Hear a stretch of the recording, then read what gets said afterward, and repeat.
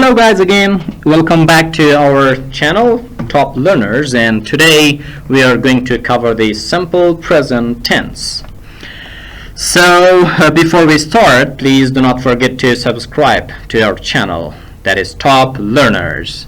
And what is simple present tense? Let's start. Before we do anything about simple present, I want you to understand the definition and the usage of present simple. So you may have guessed, there you're right. So for those actions that happen daily, and for the things that is always correct, and for something that is regular for everybody, the facts, so we use simple present. Let's see. Simple present shows daily routines, the actions you do from early morning up to late night, and permanent actions, the actions that they are regular and they are a part of your life, your habits and the facts. And this is what I wanted you to memorize. Verb form. How can we learn simple present or all verb tenses? You should memorize this, the verb form. In simple present, we use verb 1. And guess, the helping verbs are do and does. These are the difficult parts. Oh yeah, structures. Structures, when the students hear about the structures, they're afraid, but actually they're not difficult. So what is a structure? Let me explain it a little for you. When we say structure, do you remember SVC? Yeah, you should see the introduction for the 12 tenses first.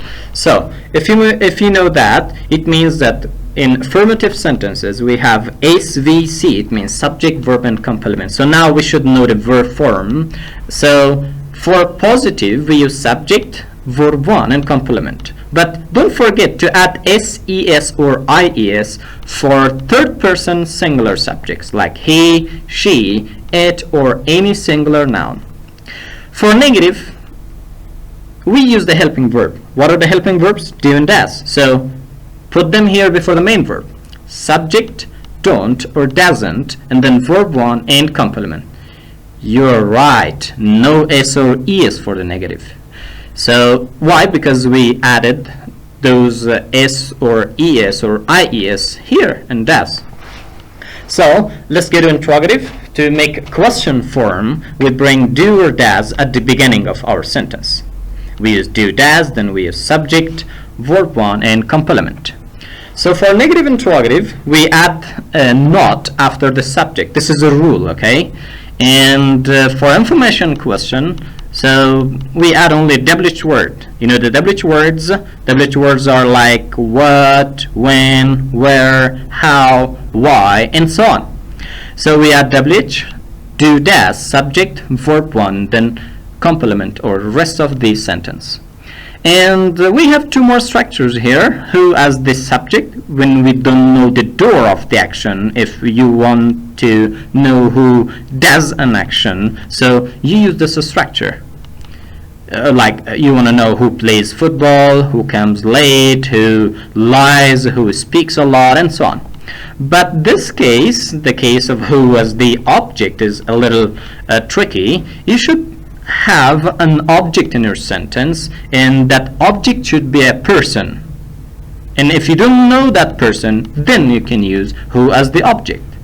Okay, who as the object is the same as WH question or information question, just we changed WH to who. Then do, does, subject, verb 1 and complement. No need for S or ES. And yeah, one thing else that I wanted to add is that the structure for who as the subject is the same as the structure for affirmative sentence. The examples are here. Shams helps his father. This is a positive sentence. For the subjects he, she, it or singular nouns like Shams or Tom or John, we add S to the main verb, or ES to the main verb, or IES to the main verb. If you want to make it negative, we use the helping verb do or does. For when do we use do? It is very easy. You should memorize this. Do is used for I, we, you, they, and plural nouns. while does is used for he, she, it, and singular nouns. So, negative sentence like he doesn't come late to the class. When you use doesn't, please do not use s or es for your main verb. It is simply the main verb in the first form. If you want to make question for simple present, you use do or does at the beginning. So, because my subject is a he, I use does. Does he play football? And to make a negative interrogative or negative question, we add not after he.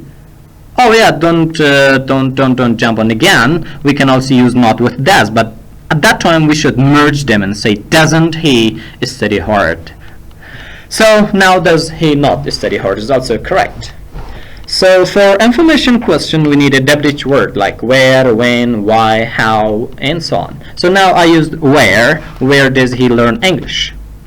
So I want to know about the place. And now who was the subject? When I come to the academy, or when I come to the class, the door is always open. So now I want to know who always opens the door. It means I want to know the door of the action.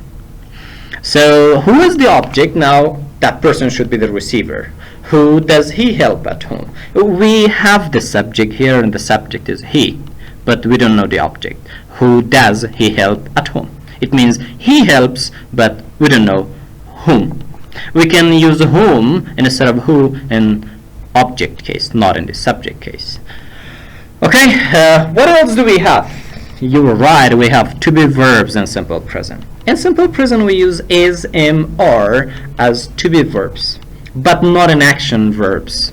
We do not say I am come to academy. I am go to the library. So they're incorrect. You can talk about a state or a situation or a condition like I am a teacher. It shows your state. There's no action here. They are students. We are not lazy. And if you want to make question, bring to be verbs at the beginning. Is she a doctor? Okay, what else? We have some adverbs of frequency in simple present. So we have two types of them, and they are definite and indefinite adverbs of frequency. Definite are, you know the time, like once, twice, 3 times, if you want to do more, 4 times, and so on. We also have indefinite adverbs of frequency that we cannot say once, twice, or 100 times, or 4 times. We say always, usually, often, sometimes, rarely, and never. They are adverbs of frequency in simple present. Thank you very much.